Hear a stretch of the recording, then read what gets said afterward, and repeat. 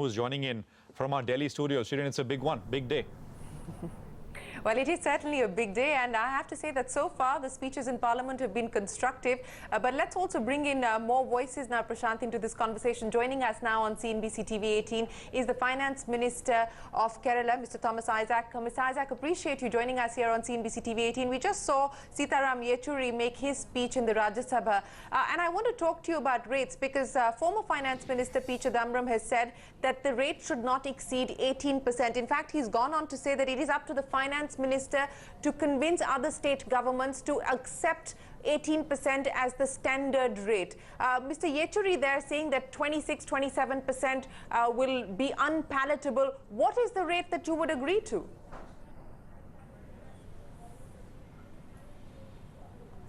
Look, what does the 18% imply? The states will be levying 9% tax. We are already levying a 14.5% for the consumer products. In fact, if you look, 18% is around, say, half of the actual incidence of tax today. 16% on CST, excise, 14.5% VAT, plus whatever the proportionate say service tax that consumer product suffers. It would easily come incidence of tax today, central and state combined would be around 30 to 35%. Now, even if it is You're not suggesting that that should be the GST rate, sir. It would be a sharp decline in the... Yeah. Yes, I beg your pardon? I said, surely you're not suggesting that anywhere between 30 to 35% should be the GST rate, sir?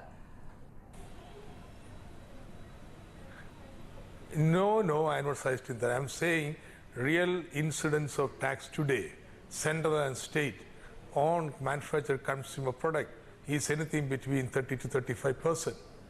And even if we accept 20% or 22% or 24%, we'll have to decide on that.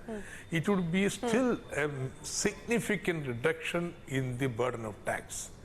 Now 18%, capping it is virtually, I don't know whose mind that idea came. It will be worse than the kind of proposition that we have in the Constitution, where professional tax is capped at 2,500, and we have not been able to change it in the last so many decades.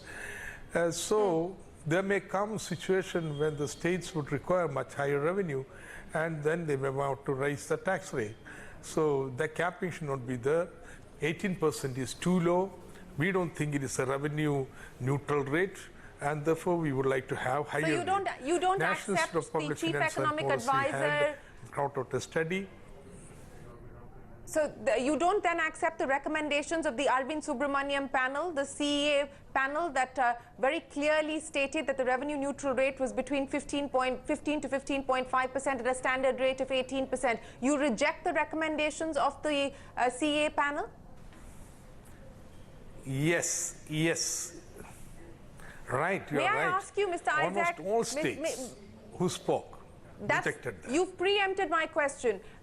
Is that the view held by most state finance ministers, that they reject the Arvind Subramanian panel recommendations on rates? Yes, you said it. Most of the ministers, not most, I don't think anybody formally accepted economic advisors' figures. Everyone who spoke demanded a higher rate, and the higher rate they demanded was, they referred to 25% as a revenue neutral rate, which had a National Institute of Public Finance and Policy suggested. Later they had brought it down to 22%, and that should be the minimum. So you're saying that you would support a rate of 22%, and may I ask you if that seems to be a majority view of the state finance ministers in the empowered committee, sir?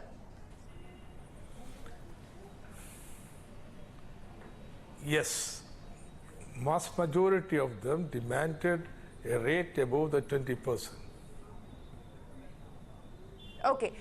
Let me also ask you an issue that was raised by Mr. Yechuri and was also raised by several other parties, and that had to do with the dispute resolution mechanism, which even in the current bill, as Mr. Chidambaram said, is deficient in nature. What would you like changed as far as the dispute resolution mechanism is concerned? Because it talks about an adjudicating mechanism. What is it that you would like changed there?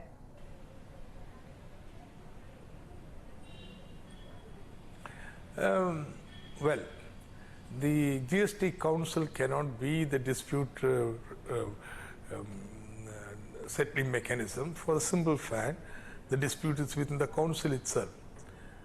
But then you cannot have an organized instrument totally independent above the state and union to determine the disputes. Therefore, I think it's a compromise where GST Council will design a dispute settlement mechanism where there will be sufficient autonomy for this institution, but nevertheless it would be also a creature of the GST Council.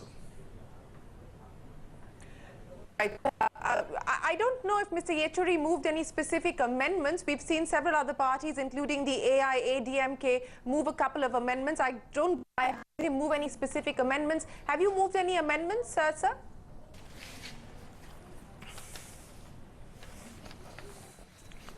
Well, I had faxed Jaitley, Union Finance Minister, a specific point.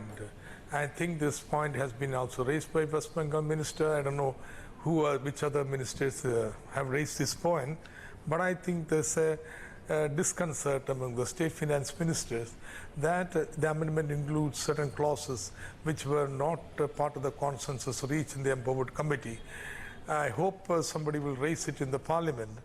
The position of the Empowered Committee was all funds collected would form the part of the divisible pool and will be shared with the states.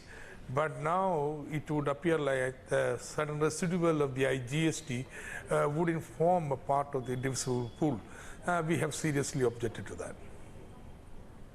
All right, Mr. Isaac, you've given us a big headline there, sir, saying that most state finance ministers